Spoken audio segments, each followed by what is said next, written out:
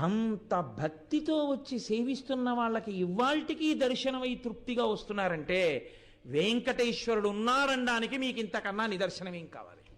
నేనంటాను, ఆనంద నిలయంలో వెతక్కండి వెంకటేశ్వరుడి కోసం. వెంకటాచల క్షేత్రంలో ఉన్న సామాన్యుడు తృప్తితో వెళ్ళిపోతున్నటువంటి ఆనందంలో మీకు వెంకటేశ్వరుడు కనబడతాడు. అక్కడున్నాడు.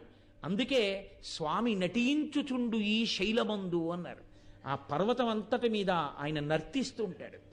ఆ పర్వతమేమి నమ్ముకున్నటువంటి వాడి ప్రతి ఇంటిలో, ప్రతి వాడి గుండెలో, వాడి ముందు, వాడి వెనక, వాడి పక్కన స్వామి నిలబడి ఉంటారు.